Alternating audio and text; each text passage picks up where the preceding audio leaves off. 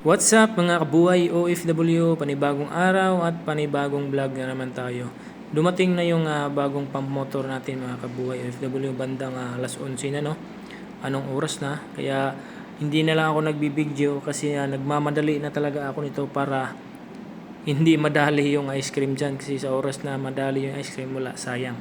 Kaya medyo malaki yung bago, samantala ito yung luma, maliit. Yung amperahe ng maliit kasi nasa 4.8, samantala yung sa bago ay nasa 5.8. Isa lang yung pagitan nila.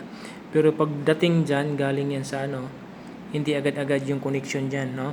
Wala pa yung nakaano. Kaya ito, bubuksan natin yung cover niya para makita nyo. Yeah. Yung connection na yan naka-series, wala pa yan, no?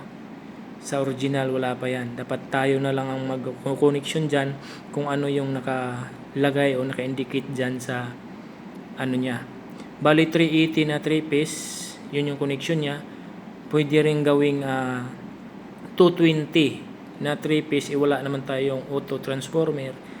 Kaya dito tayo sa 380 na 3-piece. Okay? Yan.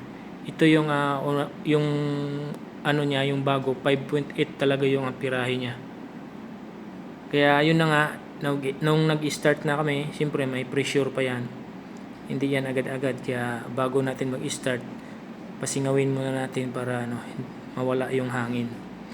Tapos nung mag-i-start na ako sana sa compressor, yan yung kulay gray na push button na yan, ayaw gumana yung compressor. Bakit? Dahil sa nangyari, yung nasiraan tayo ng pump, yung pressure switch ang nag-trip doon, no? Kina-cut off niya yung compressor kasi nga sa condenser ay walang nagsusupport ng tubig. Kaya kung hindi natin i-reset yung doon sa pressure switch ay hindi yan gagana. Okay, ngayon kundi na lang yung malamig na siya. Kaya mag-i-start na tayo doon sa ice cream para matapos na yung problema natin. Okay? Yun lang mga kabuhay OFW, at sa ngayon ay ongoing na or nakapag-start na